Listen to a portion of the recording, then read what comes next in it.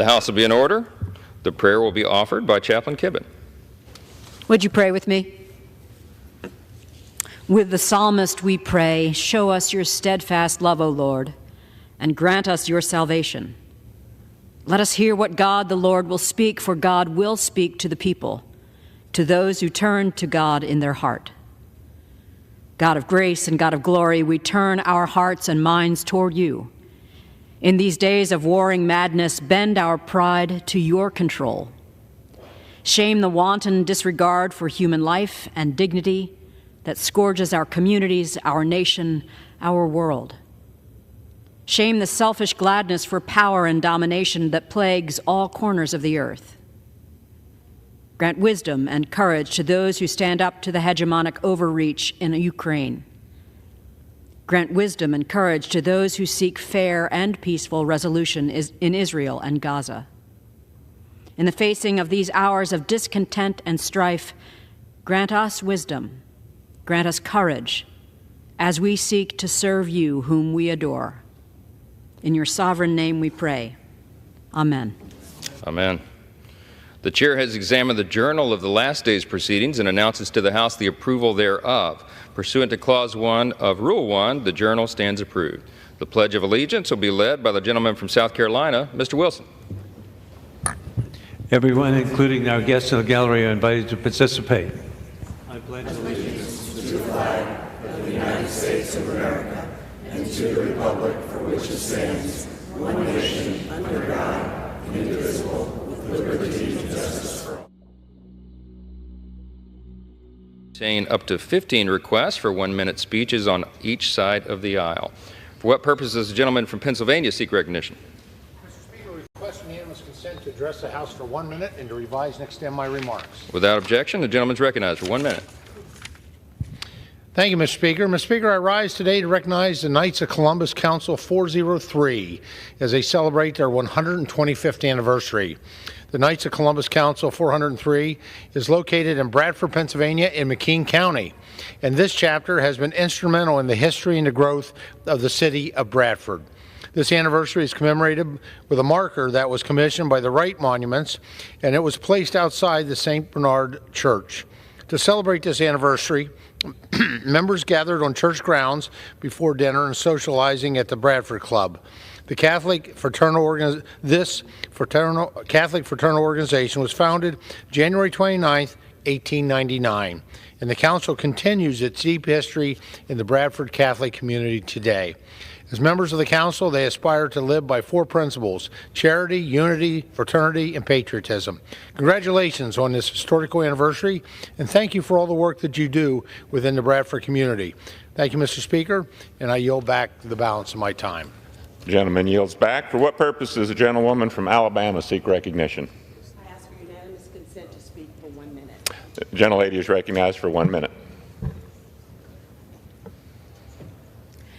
Mr. Speaker, I rise today to honor the life and legacy of Mr. George Sally, who at the age of 94 was among the oldest living foot soldiers from Bloody Sunday before his passing on January 18, 2024. An Alabama native and the son of sharecroppers, Mr. Sally dedicated his life to the betterment of his community. A Korean War veteran who served honorably, Mr. Sally risked life and limb to protect our American ideals at a time when our nation refused to address the injustices of segregation. After his military service, he became involved in the civil rights movement, a path that led him on that fateful day, March 7, 1965, otherwise known as Bloody Sunday. It was on that fateful day that he and his fellow marchers like John Lewis were brutalized by state troopers for their peaceful pursuit of racial equality. Mr. Sally's life stands as a testament to the power of ordinary Americans to achieve extraordinary social change. He never missed a bridge crossing commemoration, and I was honored to stand alongside him and President Biden last year as he marched across the Edmund Pettus Bridge for one last time. I asked my colleagues to join me in celebrating the inspiring life and legacy of Mr. Sally. May his sacrifices and those of the foot soldiers not be in vain. Congress should take up the John Robert Lewis Voting Rights Advancement Act and pass it now. Thank you, and I yield back. The gentlelady yields back. For what purpose does the distinguished gentleman from Tennessee seek recognition? I seek unanimous consent to address the House for 1 minute to revise and extend my remarks. Without objection, the gentleman is recognized for 1 minute. Mr. Speaker, I rise to correct a misconception about the surge of illegal immigration plaguing our nation, particularly since President Biden became commander-in-chief. Under this administration, more than 8 million people have crossed our southern border illegally. That's more than the population of my home state of Tennessee. The misconception is that this is the result of failed policy, but it's not. This is the policy of the Biden administration. On the campaign trail in 2019, the then candidate Biden told a crowd of Iowa voters, quote, "We could afford to take in a heartbeat another 2 million people," close quote. Well, Mr. Speaker, that was a promise made and a promise kept, and a promise multiplied by 4. I continue to admonish the President to listen to the American people who desperately want him to rescind his disastrous executive actions that created this humanitarian disaster, to end his catch-and-release policy, and to finally begin to secure our borders. Thank you, and I yield back. The gentleman yields back. For what purpose does the gentleman from Massachusetts seek recognition? Mr. Speaker, I ask permission to address the House for 1 minute to revise and extend my remarks. Without objection, the gentleman is recognized for 1 minute. Thank you, Mr. Speaker. Mr. Speaker, I rise today to applaud the political parties at Stormont in Belfast, Northern Ireland, as they reach agreement that will restore the executive government.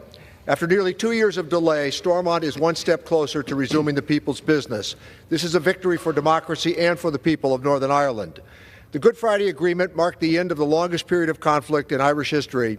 It happened because everyone involved acted together in good faith. Almost 26 years ago, the parties in Northern Ireland are doing precisely that, acting in good faith to restore government and resume the difficult work, indeed, of legislating.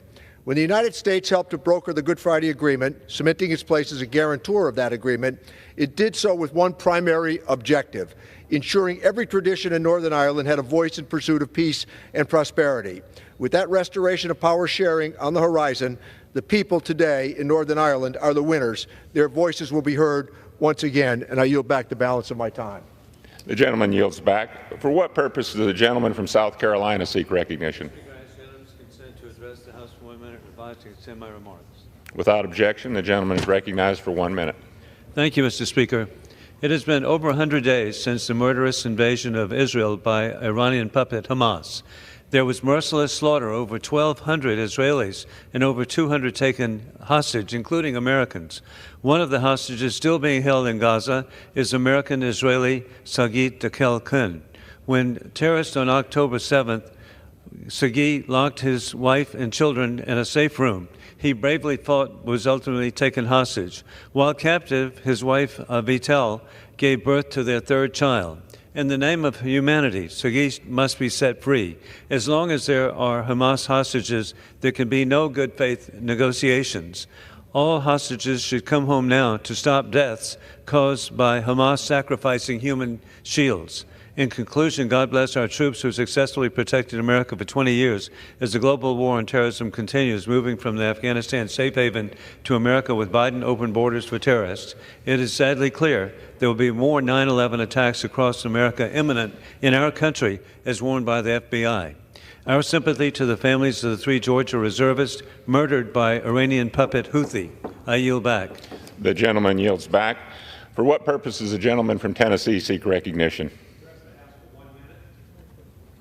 Without objection, the gentleman is recognized for 1 minute. Thank you, Mr. Speaker. I rise today to recognize the courage, the fortitude, and the sheer patriotism of E. Jean Carroll. You may have heard something about her involved in a recent court case, which followed another court case, in which Ms. Carroll received a very favorable judgment by juries of her fellow citizens who heard and weighed all the evidence, free of political ads. Here we shall not name the defendant because we're talking about American heroes, an immovable force and an inspiration for all Americans. We should be heartened that Ms. Carroll, at a terrible personal cost, did not shrink from taking on the most powerful person in the world, not Taylor Swift, the other guy, in a world to bring him to justice and hold him accountable for his terrible deeds. Ms. Carroll did not waver, even as the minions of her abuser attacked her in the most vile and despicable ways. E. Jean Carroll had steady grace and determination, and the jury saw her, and they saw her truth. As she summed it up, her case is a huge defeat for every bully who has tried to keep a woman down. I hope all Americans find a glimmer of hope that we may yet be the country we must be to survive, and that no one, no matter how powerful, is above the law. I yield back the balance of my time. The gentleman yields back. For what purpose does the gentlewoman from Louisiana seek recognition? Mr. Speaker, I ask to address the House for 1 minute and revise and extend my remarks. Without objection, the gentlewoman is recognized for 1 minute. Mr. Speaker, today I rise to honor the life of a truly remarkable gentleman, Mr. Ray Young. Mr. Ray was born in Hyco, Louisiana in 1929 and grew up no stranger to hard work or getting his hands dirty on his family's farm. Building a successful agriculture business from the ground up and establishing deep roots in the ag community, he is well regarded as the nation's longest tenured crop consultant, a passionate and widely respected officer in both local and national organizations, and a tireless advocate for agriculture in Washington, D.C. Mr. Ray grew to be loved by all who encountered him and quickly became an irreplaceable figure across the state of Louisiana.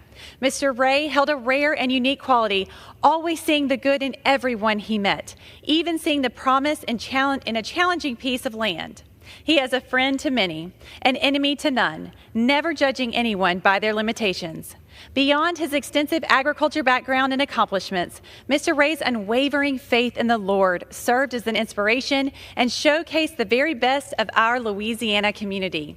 He was a man of good faith and goodwill, with a true servant's heart who sought to love the others the way Christ loves us. I have no doubt that he has heard the words from above, "Well done, good and faithful servant." Thank you, Mr. Speaker. I yield back. Gentlelady yields back. For what purpose does the gentleman from Louisiana seek recognition? Seek unanimous consent to address the House for 1 minute and revise and extend my remarks.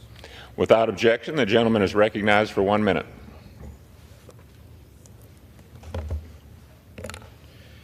Thank you, Mr. Speaker. It's been nearly 100 days since my colleagues elected me to lead this chamber, and I cannot express how grateful I am for their trust. This is the honor of my life, and it means everything to us.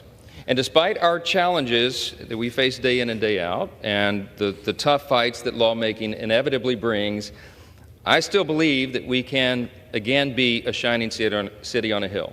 I believe that we can champion again what I call the 7 core principles of American conservatism, but really they're the 7 core principles of America. They are our foundations. I believe it boils down to individual freedom and limited government and the rule of law, peace through strength, fiscal responsibility, free markets, human dignity. These are the things that made us the most successful, most extraordinary nation in the history of the world. We're also the most benevolent, but it can't be maintained if we sacrifice those foundations. Today, however, I need to address the burning issue. The unprecedented challenge that we find ourselves in demands that we all address the issue of the day. And it is no surprise to anyone in this chamber that that issue is America's border security. And as I said here on the night that I took my oath, we have a catastrophe at our southern border. It is because the border has been deliberately opened wide that we see the terrific horrors that are taking place across our country right now. Here's a short list. From Texas to New York, waves of illegal immigrants are now overwhelming our communities. Just since the time I was elected Speaker, less than 100 days ago, more than 700,000 illegals have been welcomed into our country illegally by the Biden administration. American school children have been forced into virtual schools. Why? So migrants can sleep in their school buildings. Korean War veterans of the U.S. have been booted from nursing homes that were sold to house migrants. Our streets are being flooded with fentanyl. Hundreds of thousands of children and adults are being poisoned and losing their lives. Vulnerable children and women are being exploited and trafficked by cartels and that's happening even within our borders. The fallout goes on and on and on. And I am here this morning to beg of my colleagues to help us force the administration to take action. We have to stop this now and put Americans and Americans' border security first. In January, I took the largest ever congressional delegation down to the southern border. We had 64 members, 64 House Republicans, representing more than half the states in this country. Why? Because now every state is a border state. And during our trip, we met with senior Border Patrol officials and officers and local sheriffs and ranchers and landowners and community leaders who are dealing with this crisis right there at the line. And we heard about how they're struggling to deal with the overwhelming surge of illegals who are flooding into our nation. And while the Senate and the White House were negotiating a so-called border security deal, one Border Patrol official compared the situation this way. He said, what we're being asked to do right now, this is a 33-year veteran of the Border Patrol, a high-ranking official in the agency. He said, what we're being asked to do right now is administer an open fire hydrant. He said, please convey to our friends in Washington, we don't need more buckets. We need to turn off the flow. And his metaphor explains the situation perfectly. Since President Biden and Alejandro Mayorkas assumed office, there have been more than 7 million encounters with illegal aliens just at our southern border alone. 35 of our 50 states, including my home state of Louisiana, don't have a population that large. Yet that's how many people have been apprehended in just the past 3 years. Among those who've been apprehended on the southern border, but between ports of entry, more than 300 individuals who are on our terror watch list. Terrorist watch list. The frightening question is, if so many terrorists were caught attempting to cross our borders, how many have entered undetected? We suspect it is a much higher number. And we know that there are at least 1.8 million gotaways that we know have escaped CBP. Who knows what dangerous plans those gotaways are making and what foreign adversaries they may be speaking with. Understand the situation at our border presents a clear and present danger to our national security, and it demands that it be addressed. Even officials within the executive branch are saying so.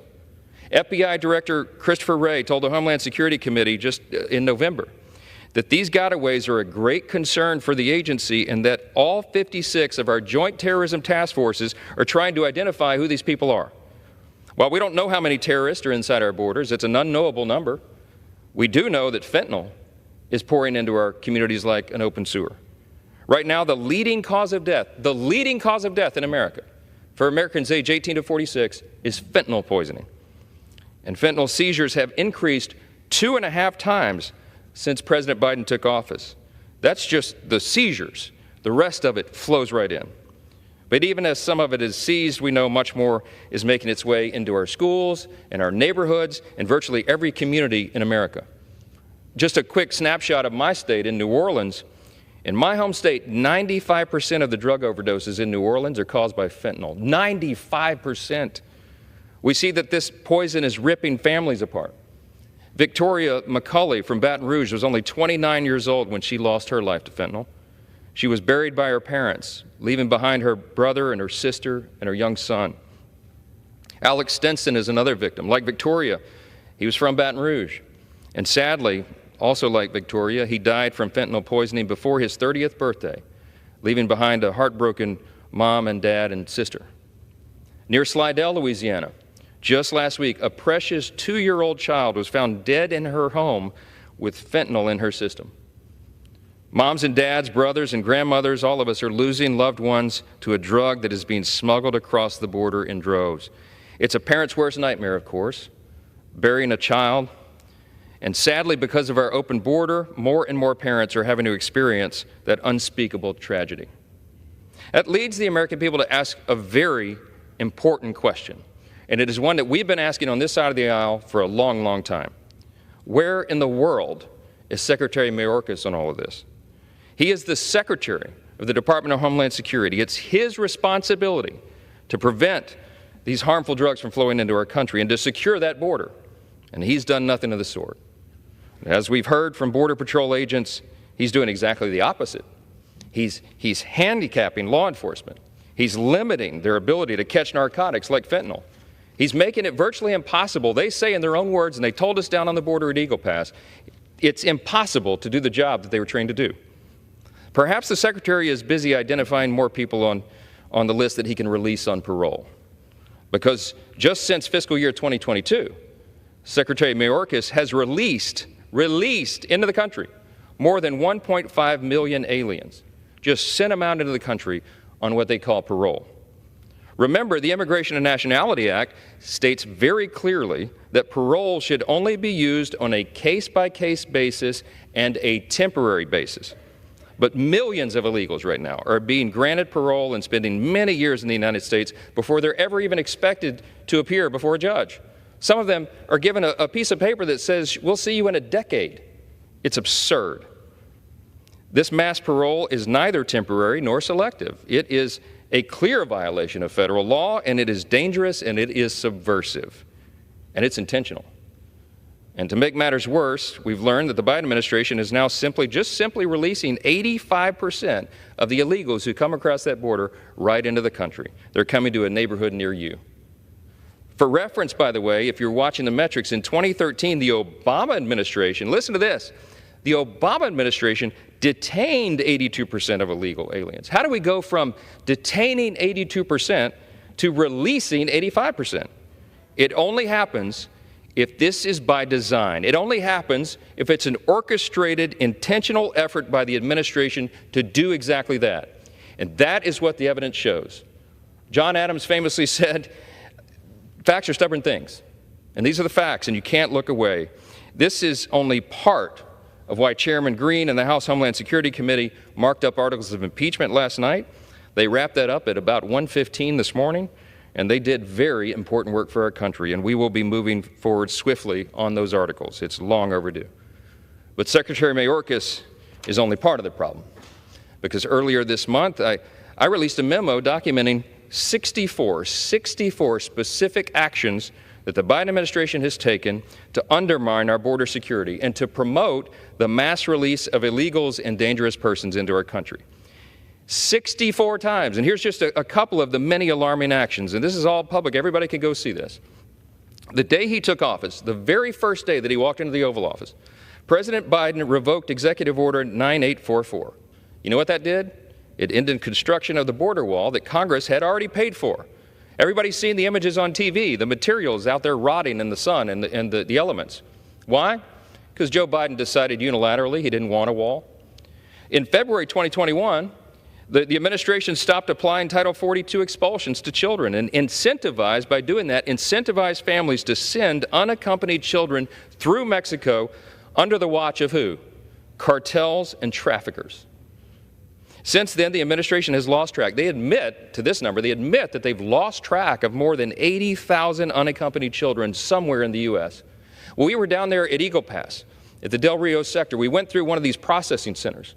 And what we saw down there was heartbreaking. It was infuriating. But you see these small children, they're unaccompanied minors. Some of them, of course, aren't even, they can't even speak the language, obviously. They have interpreters there. But they don't even know who they are. I mean, these are young children. They don't know what their full names are, where they hail from, who their parents are. And they sit them there, and they ask questions, some preliminary questions. And if the children don't know it, you know what they do? Literally, they take a sticker, and they put it on the chest of the little child that says Jane Doe or John Doe. What happens to them after that? Border Patrol says, gosh, we don't know. Our job is just to process them here. Well, they're released, presumably into the hands of NGOs, non-governmental organizations, who are being refunded, by the way, by American taxpayers, who do something with the children, and then they just disappear. Well, we know 80,000 of them are missing. We don't know where they are. Have they been put into trafficking rings? We can only guess. We know that some of these kids are being trafficked for free labor and being forced to do things that are too appalling for us to articulate on this floor. Everybody here knows that's happening. Everybody here knows that's happening. And we're not demanding the president stop it. He can. He has the power to do it.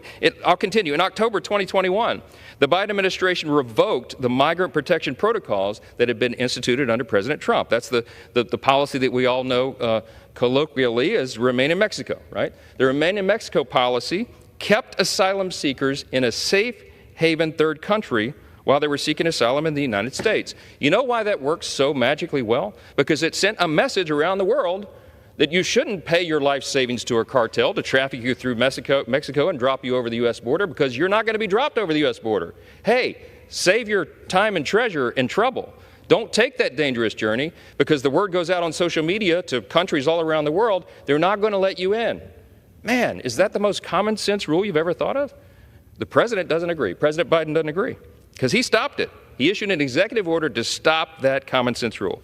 A senior Border Patrol officer told us on that trip to Eagle Pass that if the Biden administration, if President Biden, by the stroke of a pen, would issue an executive order today to just simply reinstate remain in Mexico, they think that that would stop the flow by 70%, 7-0. One stroke of a pen by the president. He does not seem to care. I told President Biden this myself on multiple occasions, most recently a couple of weeks ago on the phone. I read him the law that says that he has all this authority, but he refuses to act. And that's even despite court orders, by the way, that instructed the administration to reinstitute remain in Mexico while the litigation was going on. You know what they did? They ignored it. The administration refused it. I can keep going. September 2022, the Biden administration reversed a 2019 DHS public charge rule. What was that about? They began granting entry to aliens who we know will be a burden to taxpayers to receive immigration benefits. This matters because it's one of many instances in which the Biden administration is actively incentivizing illegals to come to the United States. We have laid out the welcome mat, and we told everybody around the world, come on, come on. You know what? The U.S. taxpayer will take care of you. You know how much it's costing you at home, the American people, all of our constituents? Billions and billions and billions of dollars to do what? To provide for people who are intentionally breaking our laws? Billions and billions of dollars to house them and educate them and clothe them and take care of them. Why should we bear that burden when they break our laws? That's what our constituents are asking, and more people in this chamber need to be asking it as well. We're asking it on the House Republican side. We need our Democrat colleagues to join us. Instead of threatening illegal aliens with deportation, we're rolling out the welcome mat. We're including aliens who will drain resources. You know what? Here's the other tragedy. The resources, those precious taxpayer dollars, are intended for and paid by American citizens. But when you drain those resources and you spend them on illegals from other countries, you cannot take care of your own. It's a travesty. You can also see this with how DHS has abused the CBP One app, right? We've got an app. We've made it even easier now. In January 2023, they expanded the use of the app so aliens could just make appointments and then be released immediately right into America's interior. Sure enough, guess what? 95% of all illegals who simply scheduled appointments through the app were released right into the United States on what they call parole. That's right. All you got to do, just download the app, because they all have smartphones, many of them coming over the border. Download the app, make an appointment, and the President of the United States will release you into a network of NGOs who will put you on a plane to the destination of your choice without any identification, by the way, while Americans are waiting in line to get through TSA, all on the dime of the American taxpayer. Ask yourself, is that right? Is that just?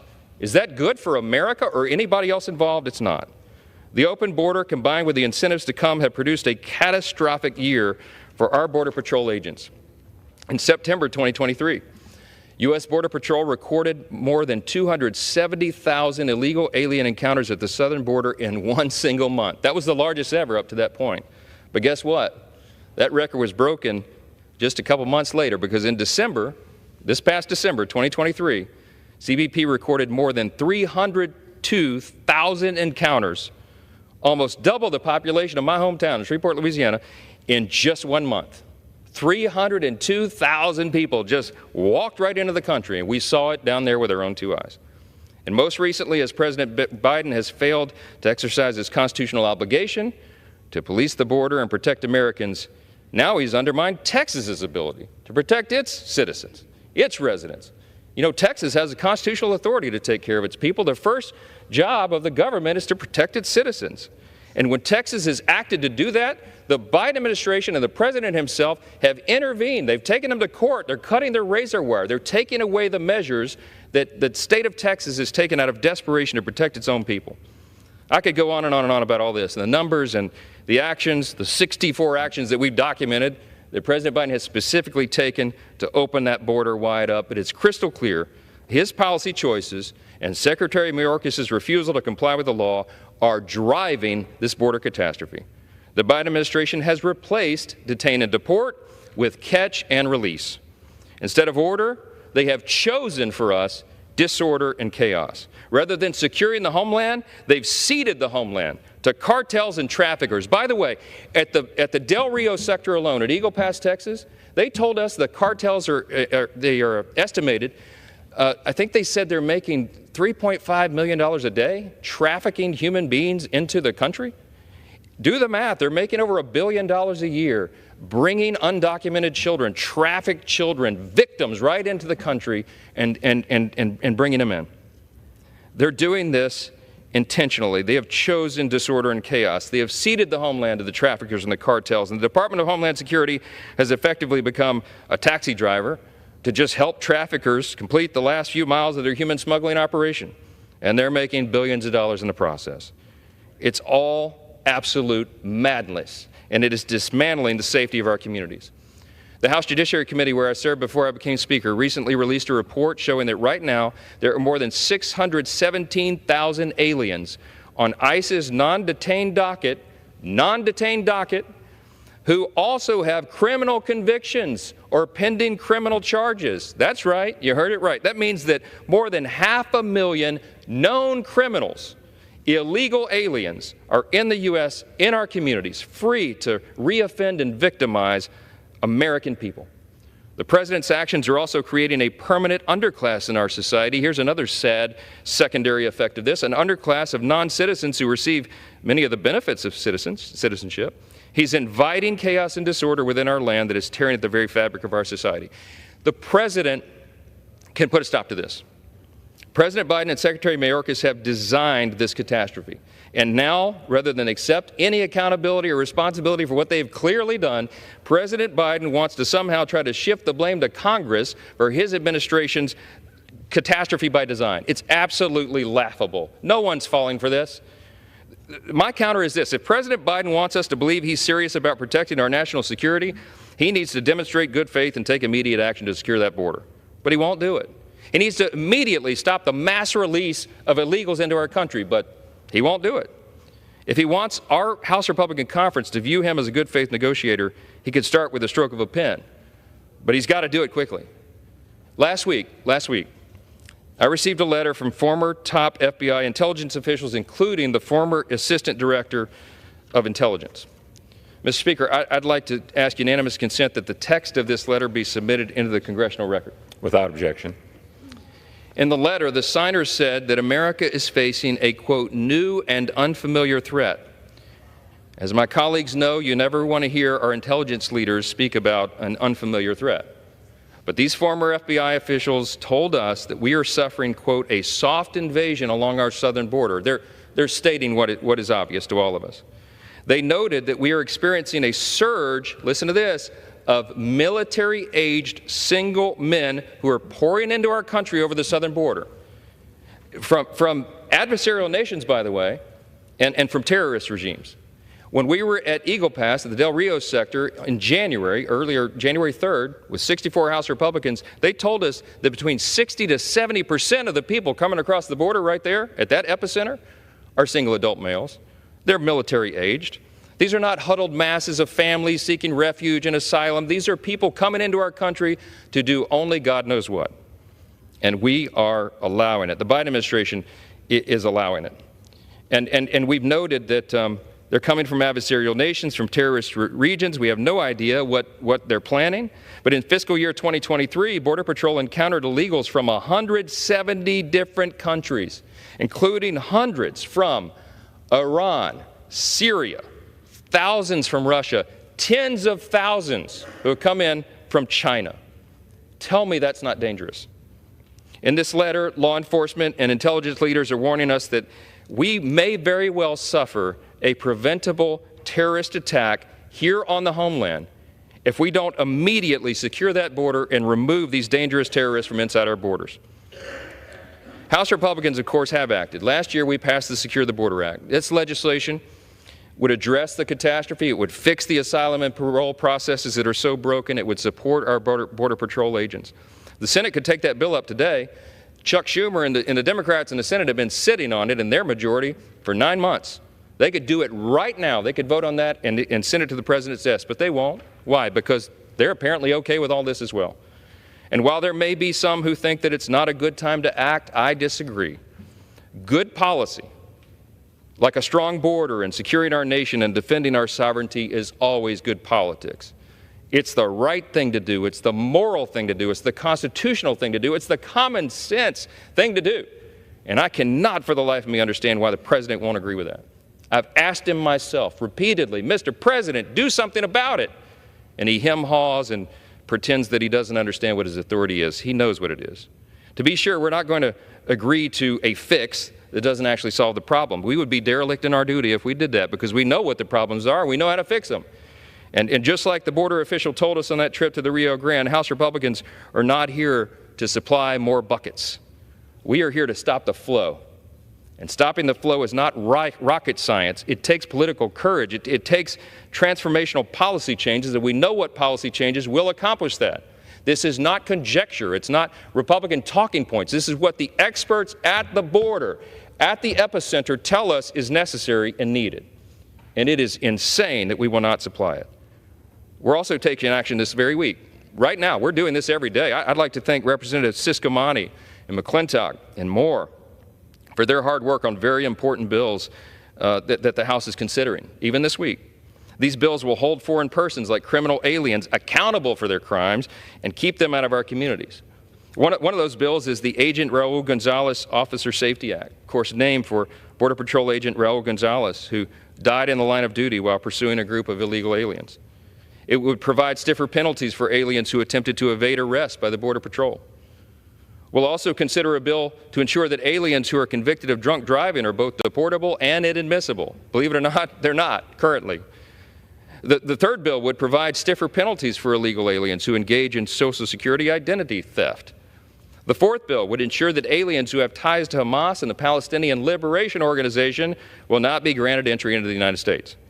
These bills are obviously common sense measures to protect the American people. They should gain support of Republicans and Democrats, but my guess is not many Democrats will support it.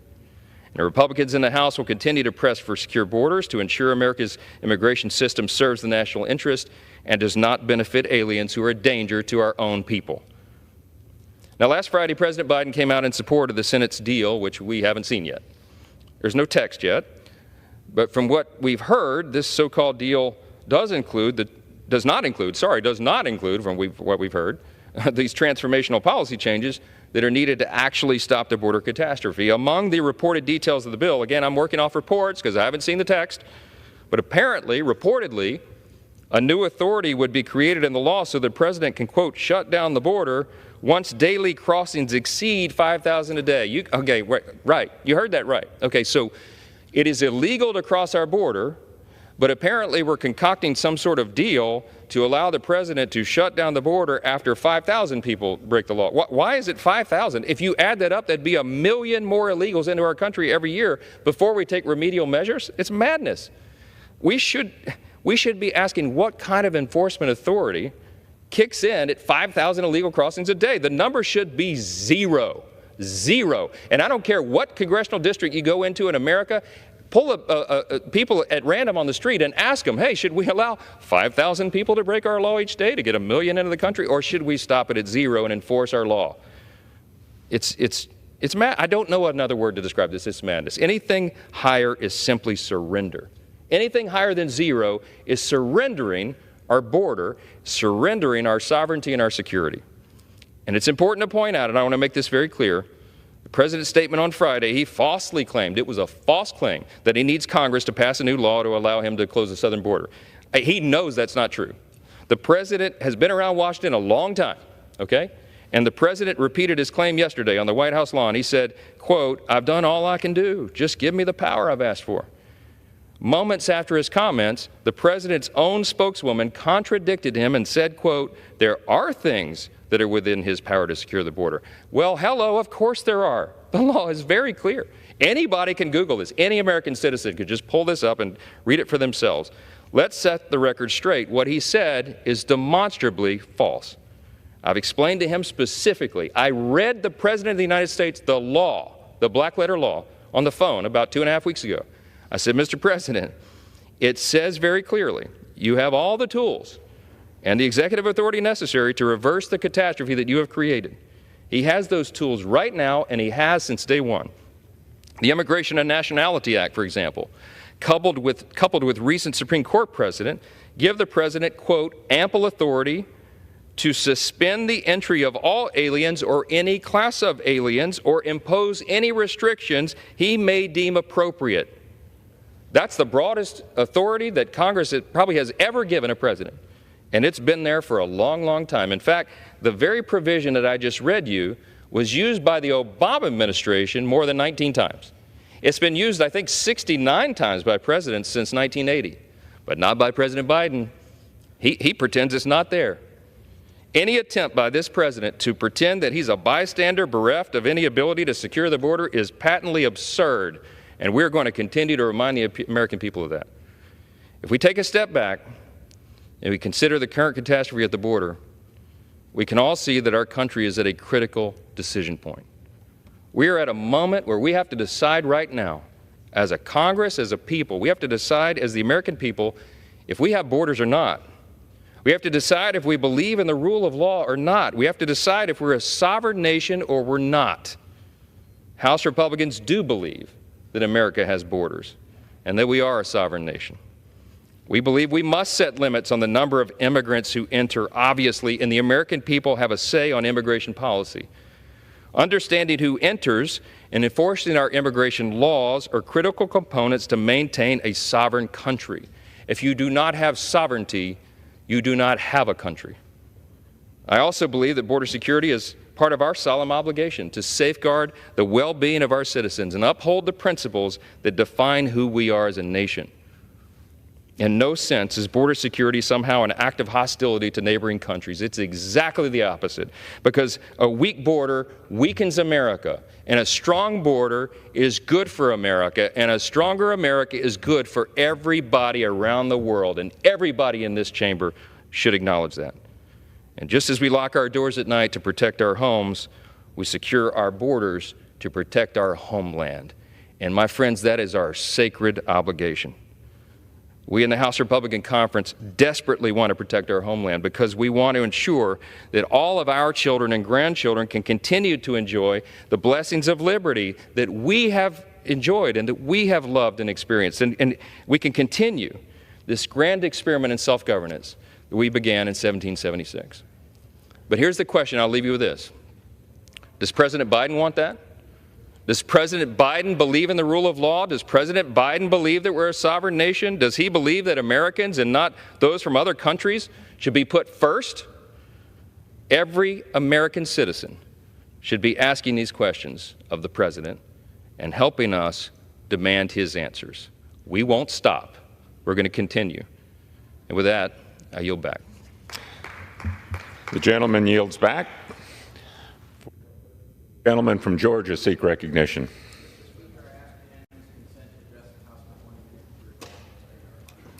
Without objection, the gentleman is recognized for 1 minute. Thank you, Mr. Speaker.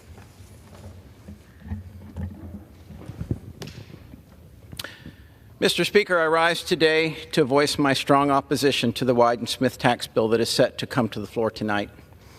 From welfare expansion to inflationary deficits, this tax bill is a Trojan horse for bad policies disguised as tax relief. But the most egregious problem is that this tax bill fails to close a loophole that allows illegal aliens with U.S.-born children, that would be anchor babies, to claim the child tax credit.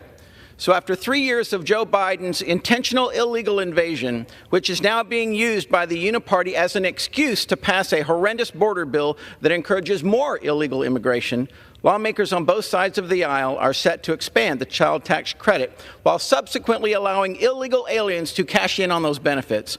There's no denying that these cash welfare payments reward and incentivize more illegal immigration. This tax bill advances policies that only worsen the chaos and fuel the border crisis. It's a magnet for more illegal immigration, and I encourage all members to vote against it. Americans simply deserve better. Thank you, and I yield back. Yields back.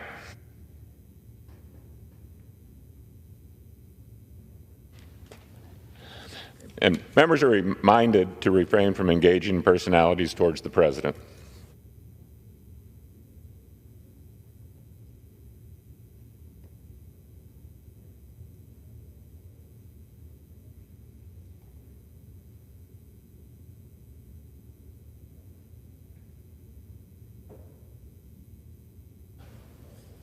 For what purpose does the gentleman from Oregon seek recognition? Mr. Speaker, pursuant to House Resolution 980, I call up the bill H.R. 6678, the Consequences for Social Security Fraud Act, and ask for its immediate consideration in the House. The clerk will report the title of the bill. Union Calendar Number 291, H.R. 6678, a bill to amend the Immigration and Nationality Act to provide that aliens who have been convicted of or who have committed Social Security fraud are inadmissible and deportable. Pursuant to the House Resolution 980, in lieu of the amendment in the nature of a substitute recommended by the Committee on the Judiciary printed in the bill, an amendment in the nature of a substitution consisting of the text of Rules Committee Print 118-23 is adopted, and the bill as amended is considered as read. The bill as amended shall be debatable for 1 hour, equally divided and controlled by the Chair and ranking minority member of the Committee on the Judiciary of their respective designees. After 1 hour of debate, it shall be in order to consider the further amendment printed in Part B of the House Report 118-362, if offered by the member designated in the report, which shall be considered read, shall be separately debatable for the time specified in the report, equally divided and controlled by the proponent and an opponent, and shall not be subject to a demand for a division of the question. The gentleman from Oregon, Mr. Bentz, and the gentleman from New York, Mr. Nadler, will each control 30 minutes. The Chair recognizes the gentleman from Oregon, Mr. Bentz. Mr. Speaker, I ask unanimous consent that all members may have 5 legislative days in which to revise and extend their remarks and to insert extraneous material on H.R. 6678. Without objection. I yield myself such time as I may consume. The gentleman is recognized. Thank you, Mr. Speaker. H.R. 6678 makes aliens inadmissible to and removable from the United States excuse me, for committing Social Security fraud and identification document fraud. The numbers are staggering. In 2017, before the Democrats opened our borders and produced the largest illegal mass migration in recorded history, there were 1.2 million cases, 1.2 million cases in which illegal aliens used Social Security numbers that either belonged to someone else or were simply fabricated. A 2020 GAO report on employment-related identity fraud identified more than 2.9 million Social Security numbers with risk characteristics associated with Social Security number misuse. Last year, an investigative report published by Real Clear Investigations said this, quote, reports dating back over a decade show that hundreds of thousands of Americans are unknowingly sharing their Social Security numbers with illegal aliens. Victims may face tax bills for income they didn't earn or depleted benefits. Worse, some may experience the burden of bad credit histories and criminal records inaccurately attributed to them after being issued Social Security numbers that illegal aliens have previously invented and used. The overall impact on American citizens is largely unknown because federal, state, and local governments, as well as financial institutions, have generally failed to notify them even when fraud is suspected. The Trump administration documented the extent of fraud, during which time it notified 1.6 million employers of employees whose Social Security numbers didn't match government records. The Biden administration then took over and has since brought 5 million illegal aliens into the United States. And they stopped the practice of notifying employers of fraudulent use of Social Security numbers. No doubt it was just too embarrassing. This has been going on for years, but it is sure to have grown exponentially during the Biden administration. We don't know because the administration doesn't want us to know. The current process for holding illegal aliens accountable for ID fraud is bureaucratized to the point of absurdity. In one case, for example, an illegal alien trafficking in phony identification documents was placed in removal proceedings in 2005, and then nothing happened until 2013 when the endless appeals process finally concluded. Despite the harm of Social Security fraud and the increasing number of illegal aliens committing it, there is no guarantee that an illegal alien committing it can be declared inadmissible to or removable from the United States.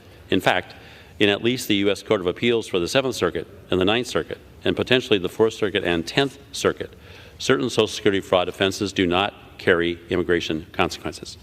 This bill changes that arduous, counterintuitive, and lengthy process by streamlining the analysis and ensuring that criminal aliens can be held to account and quickly removed from the country for victimizing Americans through Social Security and identification document fraud.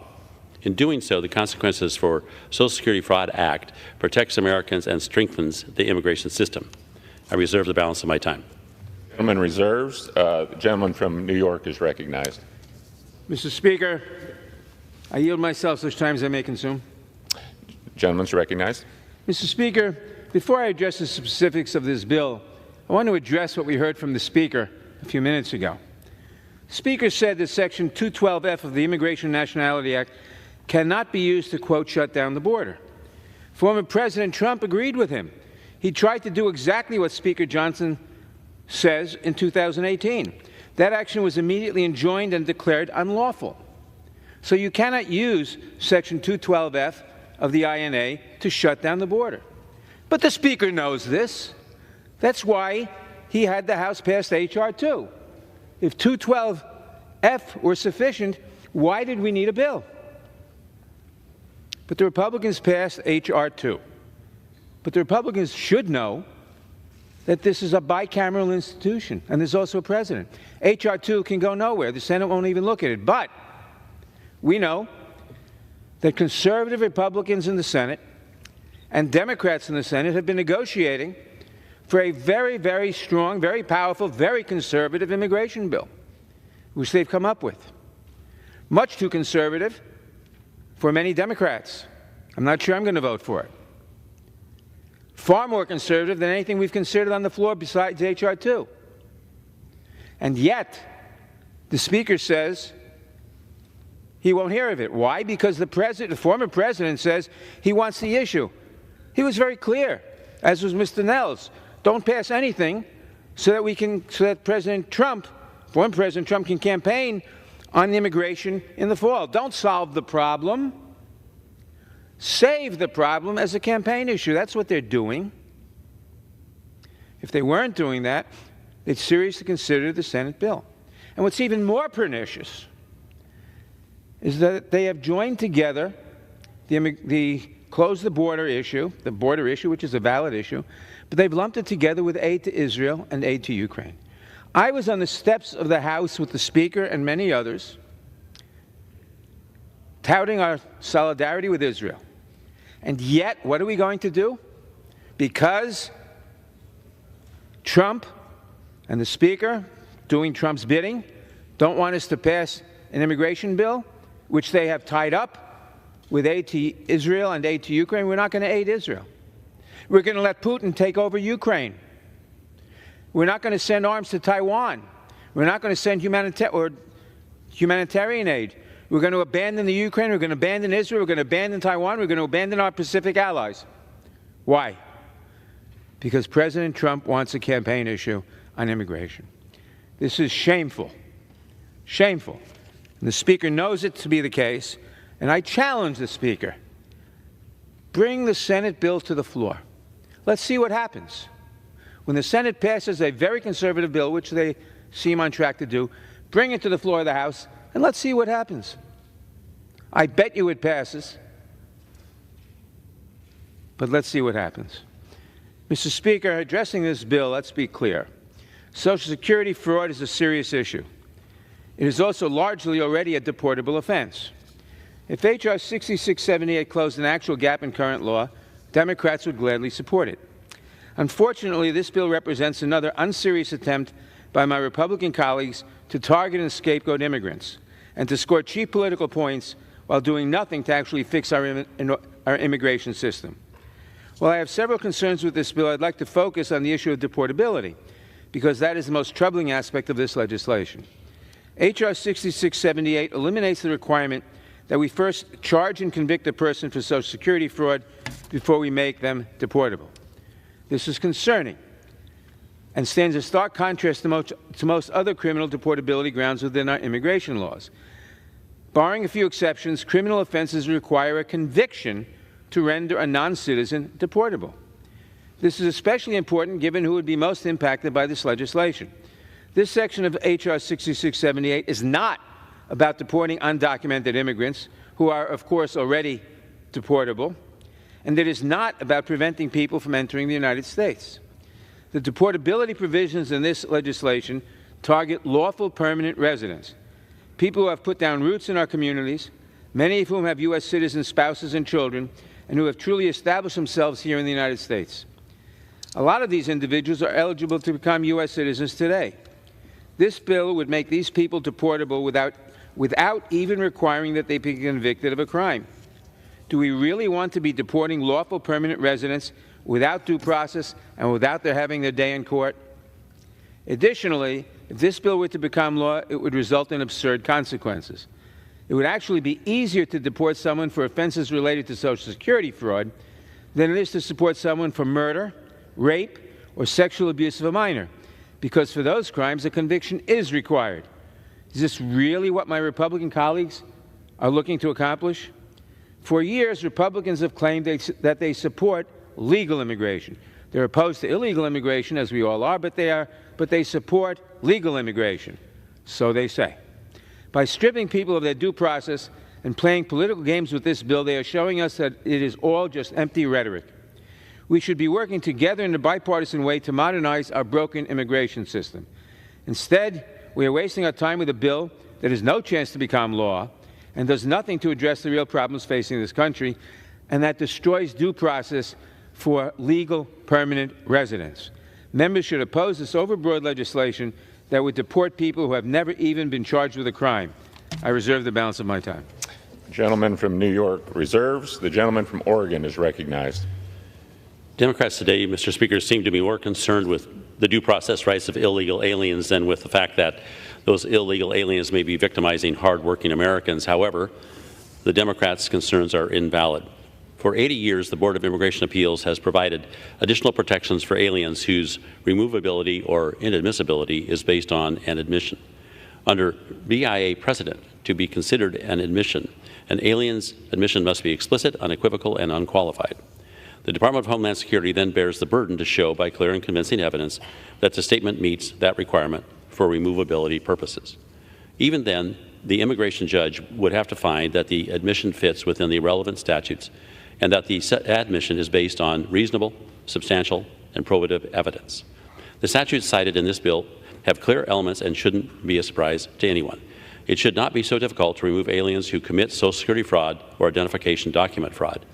Democrats' fear-mongering contradicts the law, contravenes the text of the bill, and undermines efforts to ensure that illegal alien fraudsters can be removed from the United States. H.R. 6678 simplifies the process for ensuring foreign nationals who defraud Americans while guests in our country can be removed from the United States. I reserve the balance of my time. The gentleman from Oregon reserves. The gentleman from New York is recognized. Mr. Chairman, Mr. Speaker, Mr. Bentz says that the person to be deported has to be shown to have been guilty by clear and convincing evidence. I always thought the standard of proof for a crime was evidence beyond a reasonable doubt. This just shows again how destructive of due process this bill is. Mr. Speaker, I now yield 4 minutes to the distinguished gentlelady from Washington, the ranking Democrat on the Immigration Subcommittee, Ms. Jayapal. Gentlelady is recognized for 4 minutes. Thank you so much, Mr. Speaker. I rise in strong opposition to H.R. 6678. Instead of putting forward real solutions to fix the immigration system, my Republican colleagues are once again looking for a way to scapegoat and fearmonger about immigrants. We've had no hearing or testimony in the Judiciary Committee, this Congress, where Social Security fraud amongst immigrants has been identified as a problem that even needs fixing. What we did hear instead was about how immigrants are engines of growth for this country, how they often pay billions into Social Security even though they are not eligible for benefits from the program. We discussed how in 2019 alone, undocumented Mexican workers contributed $14.5 billion to Social Security and Medicare through the taxes taken out of their paychecks. But despite these facts, my Republican colleagues have put forth a bill that is a dangerous solution in search of a problem. Under current law, Social Security fraud already makes a person deportable, but we require a conviction. This bill sets a dangerous precedent by allowing a person to be deported with absolutely no due process whatsoever. Let me start by going through how this bill is not needed.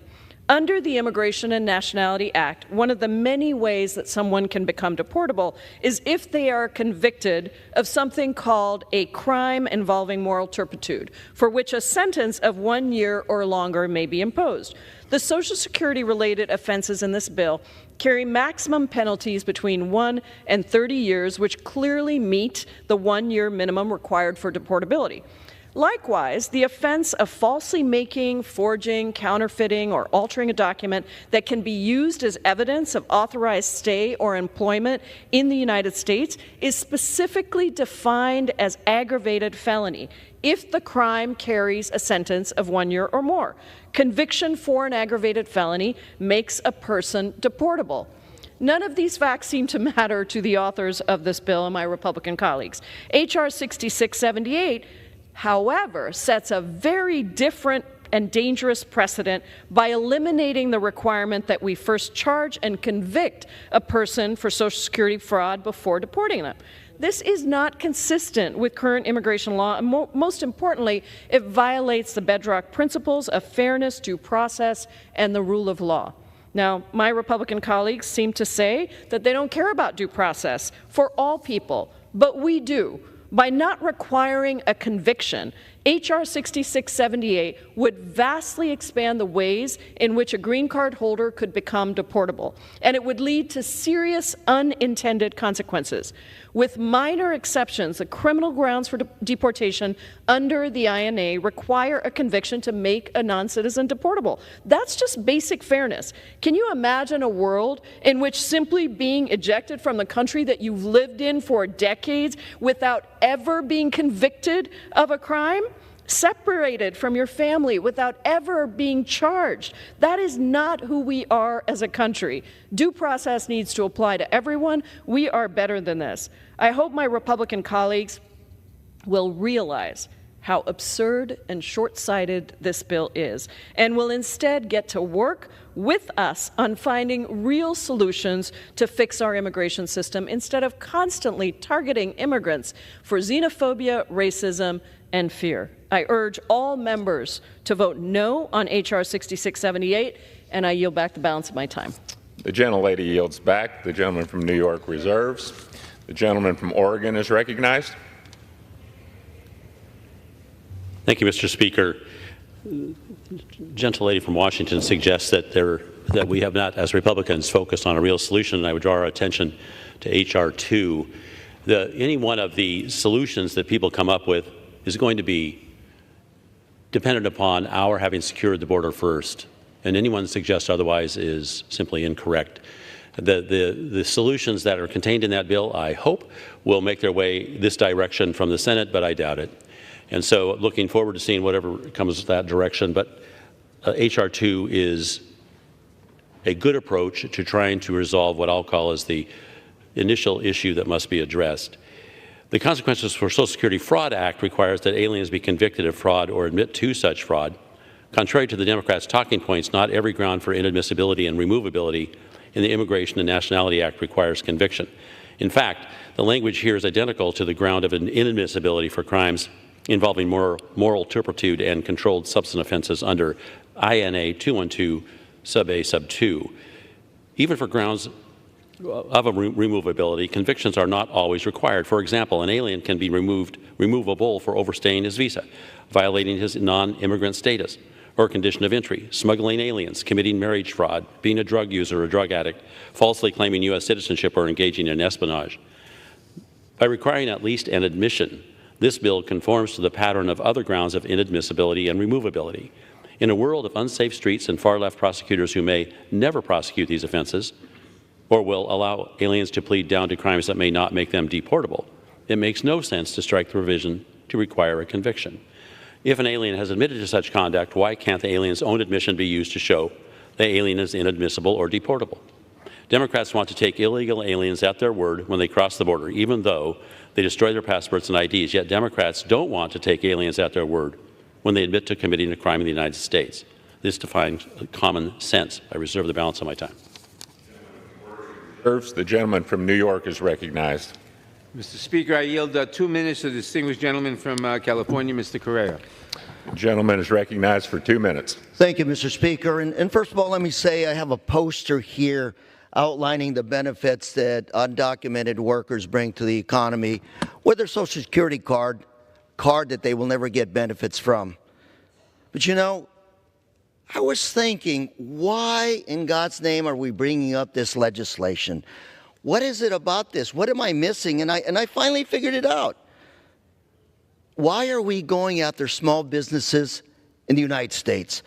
Why are we going after farmers, ranchers in this nation? Why would we be turning over more federal agents, federal investigators on small businesses? Remember, we're not talking about the cash economy, because workers and people that operate in the cash economy don't need a Social Security number. We're talking about here small businesses, employers, and employees that are trying to do the right thing. So under this legislation, we're going to give small businesses a choice. You obey the law, fire those employees that are questionable, and you go out of business. Or you break the law, keep those workers that are questionable, and stay in business. Again, employees, small businesses. One of these employees that's caught with one of these IDs is going to implicate the small business owner.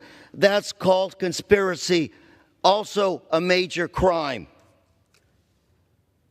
California, fourth largest economy in the world, the #1 ag nation in the country. We export 40% of our food, our ag product. Most of those workers are undocumented. Most of those workers that feed us are undocumented. So let me get this right. We have a shortage of farm workers. We're trying to bring back manufacturing. May I have another? The gentleman's recognized for an additional minute. We have a shortage of farm workers, Mr. Speaker. We have a shortage of manufacturing employees.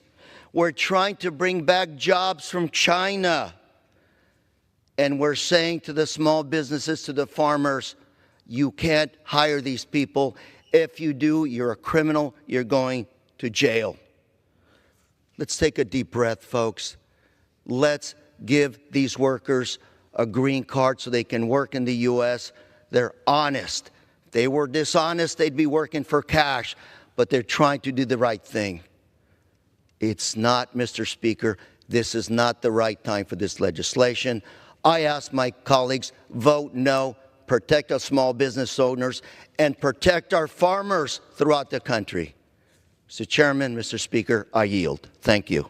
The gentleman yields back. Gentleman from New York reserves. The gentleman from Oregon is recognized. Thank you, Mr. Speaker. I want to return to my remark earlier and say, look, if we want to address issues such as E-Verify and challenges that small employers face, the first thing we do is secure the border. And the way we do that is with H.R. 2. And the fact that the Democrats are, for whatever reason, ignoring the solutions to securing the border is beyond me, because in order for us to move into these other areas to protect our farmers, our ranchers, and others, we have to secure the border first. And that is a challenge, I think, to those who want the border to be open. That's incredibly unfortunate because a huge portion of folks, certainly in my district and in the United States, realize that if we don't secure the border, all of this discussion about good and bad is moot. We have to secure the border first, and H.R. 2 does that. Democrats claim this bill is unnecessary because aliens with fraud convictions are already inadmissible or removable. That couldn't be further from the truth. Although aliens who commit some form of fraud may be found inadmissible to or removable from the United States, many cannot be. In fact, in numerous federal courts of appeals, certain Social Security fraud offenses do not carry immigration consequences. Take this Ninth Circuit case, for instance. For 19 years, an illegal alien used another woman's Social Security number to obtain employment, get married twice, and obtain a driver's license, credit cards, and a HUD loan. When the other woman learned of this fraud, she asked the illegal alien to stop using her identity.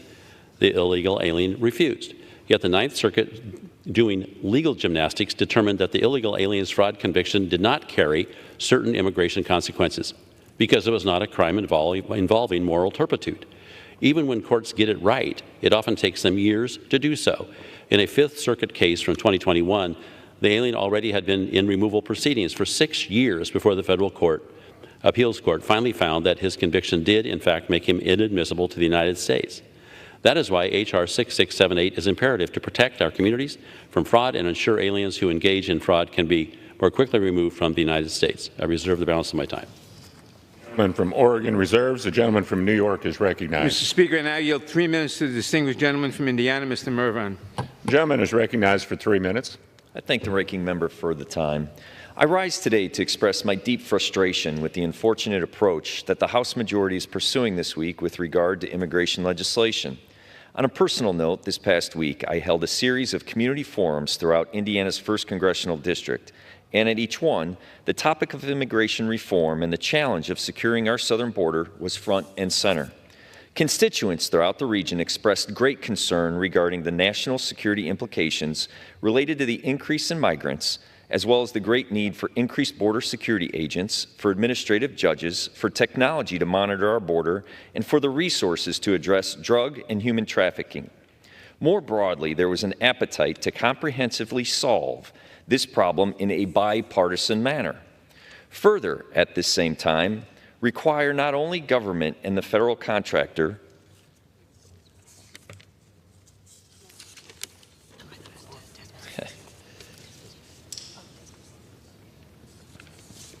Further, at the same time, require not only government and federal contractor employers, but all employers to utilize the E-Verify system to ensure no labor is being exploited, as well as honor our commitment to Dreamers. At our community forums, we also discussed the devastating impacts of fentanyl, highlighting how our district is home to an international port of entry that must be secure. In my prior position as a local elected official, I often hosted Narcan training sessions. I recollect one such program during a polar vortex with 60-below-degree wind chills. More than 150 individuals attended that training session because drug traffickers flooded our region with fentanyl-laced heroin. My office also assisted with burials for many of those who had lost the struggle with addiction.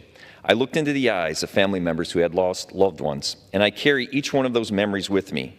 This is real life. I pull from these experiences every day for my resolve to move forward with real legislative solutions. We are not solving problems by debating bills for political advantage when there is a pending appropriation supplemental emergency request that would fund an additional 1,300 border security agents amongst other priorities. We are not solving problems by debating bills to try and further divide us when there is a bipartisan policy solution pending in the Senate that regrettably has been declared dead on arrival in the House. This is a national security issue, and I am seeking an immigration solution that is strong, secure, and humane.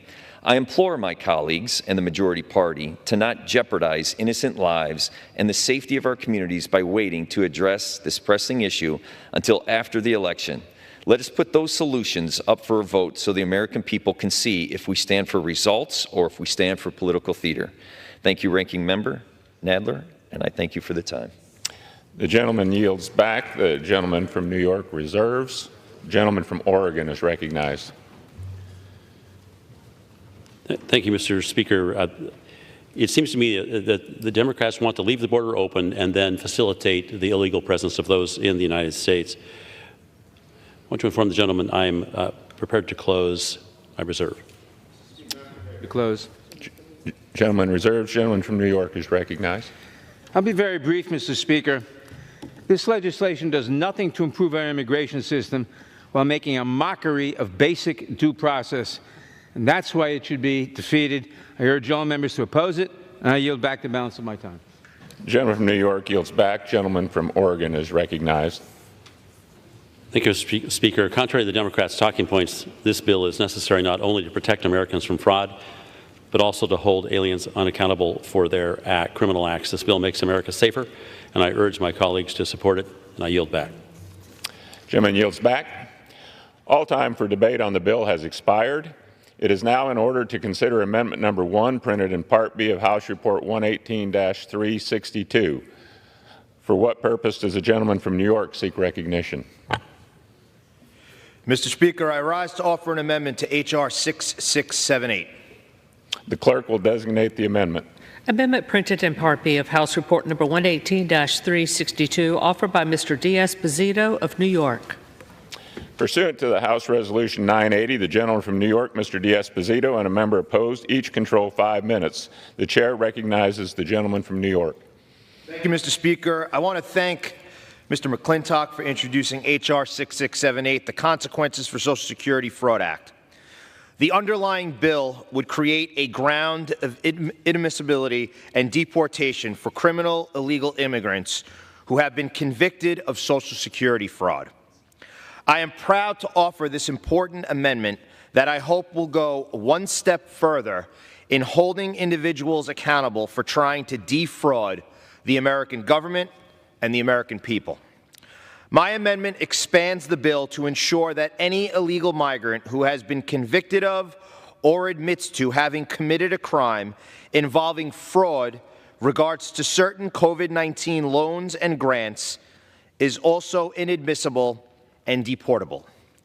Some of the programs included are the Paycheck Protection Program loans, Restaurant Revitalization Fund grants, and Shuttered Venue Operators grants. These programs were intended to allow Americans to weather the storm through the pandemic, not for illegal immigrants to use their own personal benefit or nefarious purposes. During the pandemic, we witnessed beloved small businesses along our main streets closed and saw many families struggle. Many of these important programs ran out of money and were unable to help all those who applied. Those who attempted to defraud these programs took taxpayer money away from Americans in need and should be penalized. In November, the House passed a bipartisan bill to prohibit individuals convicted of financial misconduct with respect to these same COVID-19 loans from receiving financial assistance from the Small Business Administration. The SBA Inspector General estimated that more than $200 billion of the roughly $1.2 trillion in pandemic loans were distributed to potentially fraudulent actors. I want to repeat those numbers. More than $200 billion of the roughly $1.2 trillion in pandemic loans were distributed to potentially fraudulent actors. That is nearly 1/5 of all Small Business Administration funds. We must continue to advance legislation that will protect taxpayers' money and penalize those who commit fraud, especially those in our country illegally. I urge my colleagues on both sides of the aisle to support this common-sense, pro-American amendment. Thank you, Mr. Speaker, and I reserve the balance of my time. From New York reserves. For what purpose the gentleman from New York seek recognition? I claim the time in opposition. The gentleman is recognized. Mr. Speaker, I rise in opposition to this amendment. As I've repeatedly said, fraud, regardless of whether it is Social Security fraud or fraud related to COVID loans or grants, is a serious issue. This amendment, however, suffers from the same defect as the underlying bill. As written, it would eliminate the requirement that we first charge and convict a person for a fraud offense before we make them deportable. Let's remember who would be most impacted by the deportability provisions of this amendment. This is not about deporting undocumented immigrants, who are, of course, already removable. And it is not about preventing people from entering the United States. The deportability provisions of this amendment target lawful permanent residents, people who have put down roots in our communities, many of whom have U.S. citizens, spouses, and children. This bill would make these people deportable without even requiring that they be convicted of a crime. Without even requiring they be convicted of a crime. Do we really want to be deporting lawful permanent residents without any due process? Additionally, this amendment, just like the underlying bill, would lead to absurd consequences. It would actually make it easier to deport someone for fraud related to COVID loans or grants than it is to deport someone for murder, rape, or sexual abuse of a minor, because for those crimes a conviction is required. Is that really what the author of this amendment is trying to accomplish here? Make it easier to deport people for COVID fraud than for murder, rape, or sexual abuse of a minor? Is that really what Mr. Esposito wants? This is not sound policy and makes no sense. I hope my Republican colleagues will realize how short-sighted this amendment is. I will oppose this amendment, and I urge all members to do the same, and I reserve the balance of my time. Gentleman from New York reserves. Other gentleman from New York is recognized. Well, thank you. I find it almost comical that we're being lectured by my friend from New York who's just talking about consequences. The consequences that we're facing here in this country are actually twofold. First, we're facing the consequences of the disastrous open borders that President Biden and Secretary Mayorkas have allowed here in the United States of America. And secondly, closer to home, when we're talking about murderers and rapists, my friend from New York is part of the political party that leads New York City, that has rogue DAs who have decided not to hold those accountable who have committed crimes.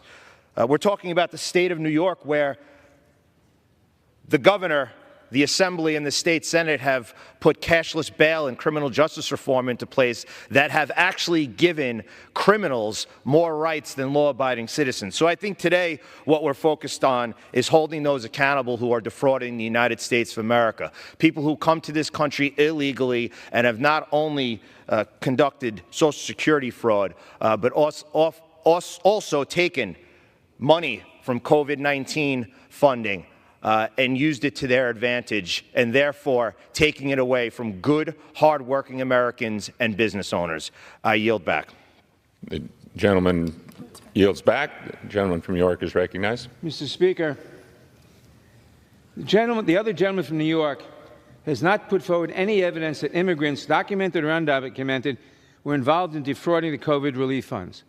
Moreover, everything he said basically was irrelevant to this bill. We're not talking about a southern border crisis. We're not talking about the general policies of the Biden administration or the Trump administration or H.R. 2 or the Senate bill. All of that is beyond the scope of this bill.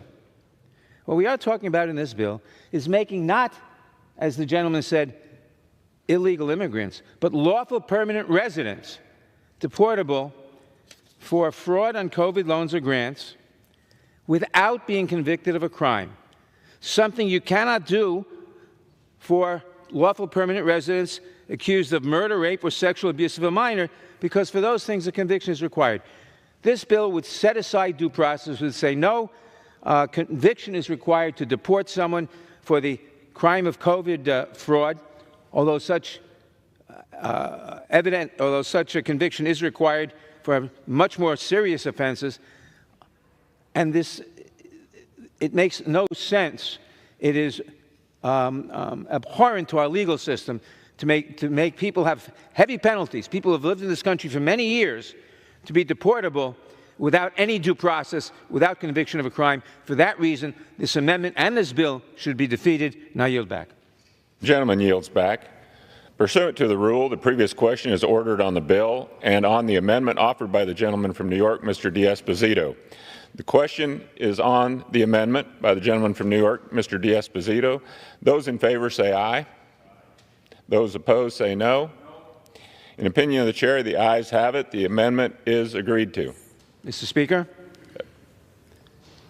For what purpose the gentleman seek recognition? On that, I ask for the yeas and nays. The yeas and nays are requested. Those in favoring a vote by the yeas and nays will rise. A sufficient number having risen, the yeas and nays are ordered. Pursuant to Clause 8 of Rule 20, further proceedings on this question are postponed.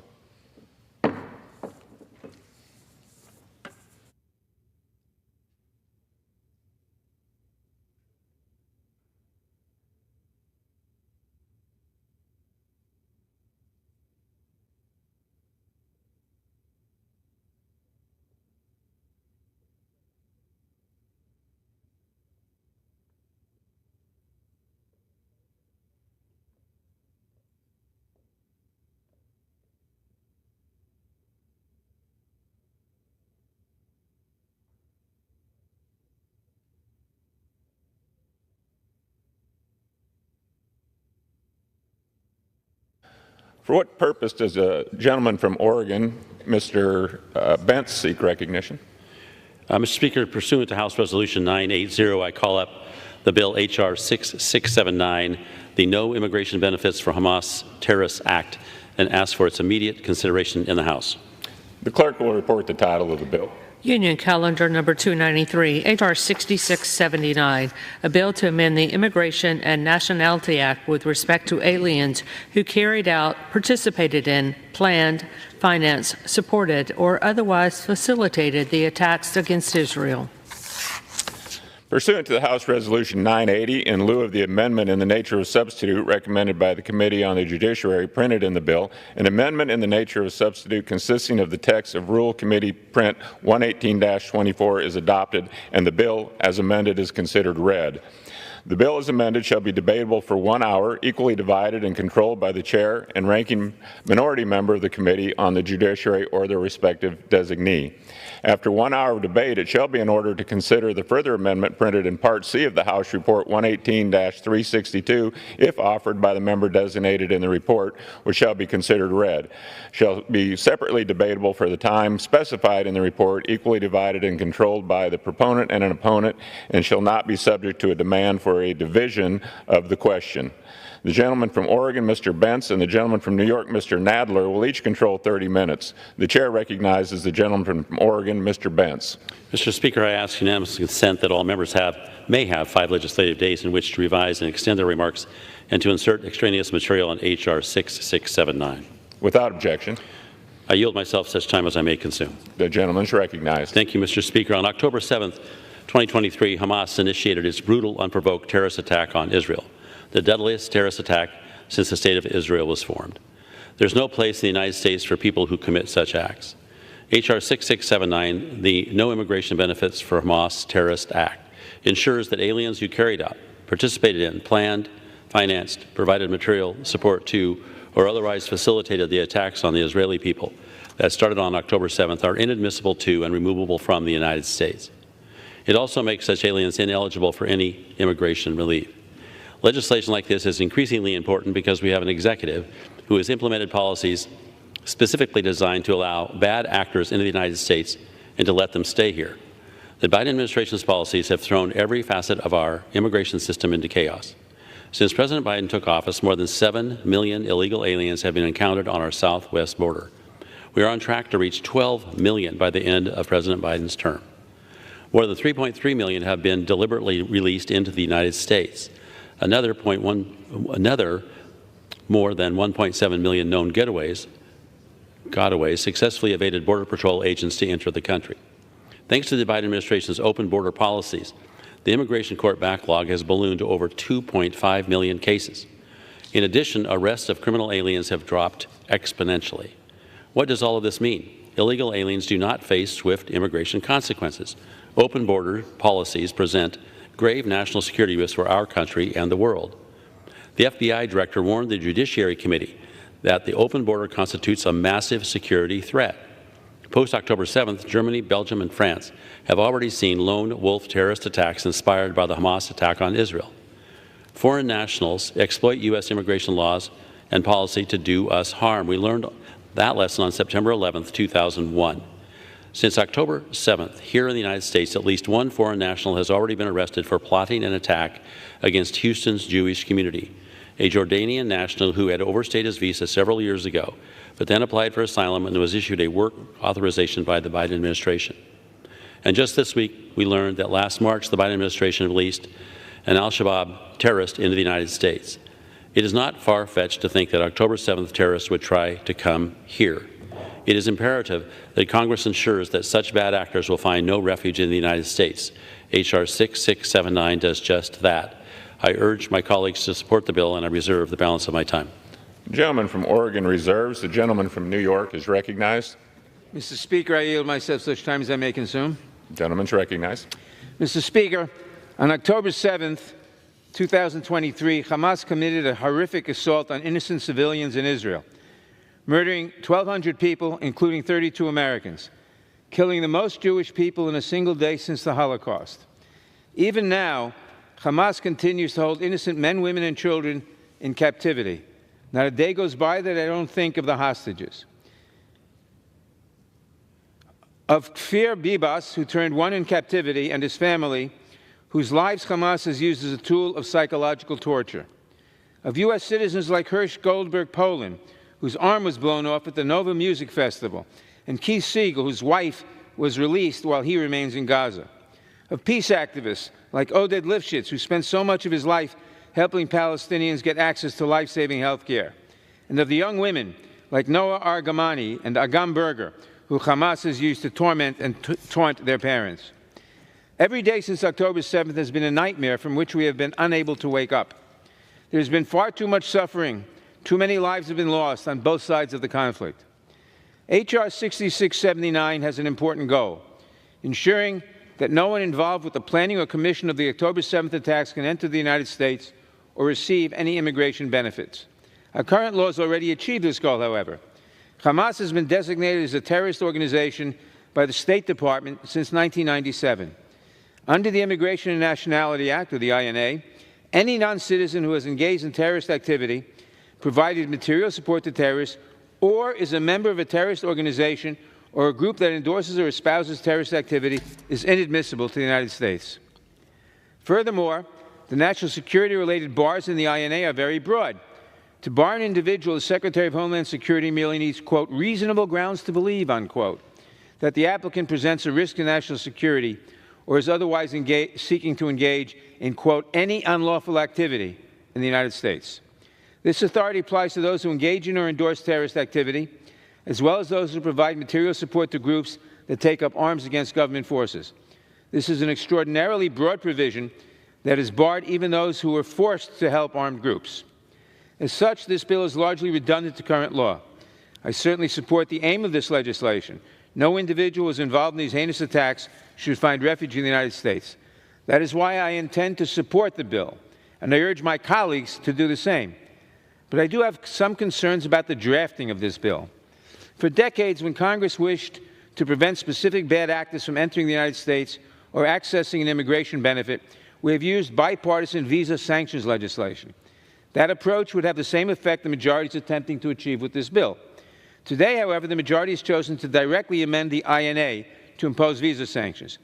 This is beyond bizarre. Even after the September 11th attacks, we overhauled whole swaths of immigration system, including creating the Department of Homeland Security, but we did not amend the INA to bar the people involved in the planning and commission of those attacks from entry into the United States. We used visa sanctions. During markup, I asked the majority to work with us to improve the legislation and ensure there were no unintended consequences. Unfortunately, they ignored our request. By not working with us, I worry that the majority signals an unseriousness about this issue that ensures that this bill will not become law. Despite these concerns, I will vote yes on the legislation. I urge everyone else to do so, and I reserve the balance of my time. The gentleman from New York reserves. The gentleman from Oregon is recognized. Thank you. I have no further speakers, and I'm prepared to close. I reserve. Gentleman reserves. Gentleman from New York is recognized. Mr. Speaker, I'm prepared to close. Gentleman is recognized. Mr. Speaker, as I said, no member of Hamas or anyone associated with the horrific attacks of October 7th should be allowed to enter this country. Although that is already the law, I support the goal of making sure this is crystal clear. Though I have concerns about how this legislation is drafted and whether it will achieve its stated goal, I will support this bill with the hope that we can further improve it as it moves through the legislative process. I plan to vote yes. I urge everyone else to vote yes. With that, I yield back the balance of my time. The gentleman from New York yields back. The gentleman from Oregon is recognized. Thank you, Mr. Speaker. Many of my Democrat colleagues joined with us during the Judiciary Committee markup to report H.R. 6679 favorably. I hope many more Democrats join with Republicans today to send the message that if you engage in terrorist attacks against our Israeli friends, you are not welcome here. I yield back. The gentleman yields back. All time for debate on the bill has expired. It is now in order to consider Amendment Number 1, printed in Part C of House Report 118-362. For what purpose does the gentleman from Tennessee seek recognition? Mr. Speaker, I have an amendment at the desk. The clerk will designate the amendment. Amendment printed in Part C of House Report Number 118-362, offered by Mr. Rose of Tennessee. To the House Resolution 980, the gentleman from Tennessee, Mr. Rose, and a member opposed, each will control 5 minutes. The chair recognizes the gentleman from Tennessee. Mr. Speaker, I ask unanimous consent that all members have 5 legislative days to revise and extend their remarks and insert extraneous material into the record. Without objection. Mr. Speaker, I yield myself such time as I may consume. The gentleman is recognized. Mr. Speaker, I rise in support of my amendment to H.R. 6679, the No Immigration Benefits for Hamas Terrorist Act. My amendment simply requires an annual report to Congress from the Secretary of Homeland Security on the number of individuals found to be inadmissible or deportable as a result of the underlying bill. Mr. Speaker, the October 7th Hamas terrorist attacks on the State of Israel were a barbaric atrocity that claimed the lives of over 1,000 people. Hundreds of individuals were further taken hostage, and many were severely injured. In addition to condemning this act of brutality and supporting our ally Israel as it fights to eliminate Hamas, it is imperative that the United States imposes the absolute strictest possible immigration barriers to those who participated or otherwise facilitated the October 7th, 2023 terrorist attacks on Israel. Mr. Speaker, I want to take this opportunity to thank my colleague, Mr. McClintock of California, for introducing this vitally important piece of legislation. And, Mr. Speaker, my amendment is a common-sense, pro-transparency measure designed to help inform Congress on the number of individuals who are declared inadmissible or deportable as a result of this legislation. I urge my colleagues to support my amendment, and I reserve the balance of my time. Gentleman from Tennessee reserves. For what purpose does the gentleman from New York seek recognition? Mr. Speaker, I claim the time in opposition, although I do not oppose the amendment. Objection. The gentleman is recognized for 5 minutes. Speaker, I yield myself such time as I may consume. The gentleman is recognized. Mr. Speaker, I support the gentleman's amendment, and I think it helps improve the underlying bill. I wish the majority had worked with us on this legislation to make it a visa sanctions bill. If they had, this amendment would not be needed because we would already have the data this amendment requires to be reported. However, given our concerns related to the drafting of this legislation and the potential for unintended consequences, I welcome this amendment so that Congress can unequivocally confirm that the number of people impacted by this bill is minimal. The Congressional Budget Office has already said this bill has no budgetary impact because it essentially restates current law. This amendment will help confirm the accuracy of that analysis, and I therefore support it. I reserve the balance of my time. Gentleman reserves. Gentleman from Tennessee is recognized. Mr. Speaker, I yield myself the balance of my time. Gentleman is recognized. Mr. Speaker, it is important that Congress receive continuous feedback on how effective the laws that we pass have become. By requiring an annual report to Congress on the number of individuals found to be inadmissible or deportable as a result of this legislation, we will ensure that this body is continuously well informed on how effective this bill is at keeping terrorists out of the country. In closing, I urge my colleagues to vote yes on my amendment and yes on the underlying bill, and I yield back the balance of my time. The gentleman from Tennessee yields back. Gentleman from New York is recognized. Mr. Speaker, for the reasons I stated a few minutes ago, I support this amendment. I urge everyone to vote for it, and I yield back the balance of my time. Gentleman yields back. Pursuant to the rule, the previous question is ordered on the bill and the amendment offered by the gentleman from Tennessee, Mr. Rose. The question is on the amendment by the gentleman from Tennessee, Mr. Rose. Those in favor say aye. Those opposed, no. In the opinion of the chair, the ayes have it. The amendment is agreed to. The question is on engrossment and third reading of the bill. Those in favor say aye. Those opposed, no. The ayes have it. Third reading. A bill to amend the Immigration and Nationality Act with respect to aliens who carried out, participated in, planned, financed, supported, or otherwise facilitated the attacks against Israel. The question is on passage of the bill. Those in favor say aye. Those opposed, no. The ayes have it. The bill is passed and without objection. Purpose the gentleman from New York seek recognition. Yes for the yeas and nays. The yeas and nays are requested. Those favoring a vote by the yeas and nays will rise. A sufficient number having risen, the yeas and nays are ordered. Pursuant to Clause 8 of Rule 20, further proceedings on the question are postponed. The chair lays before the House the following enrolled bill. Senate 3427, an act to extend the authority to provide employees of the United States Secret Service with overtime pay beyond their other statutory limitations and for other purposes. Pursuant to Clause 12A of Rule 1, the Chair declares the House in recess subject to the call of the Chair.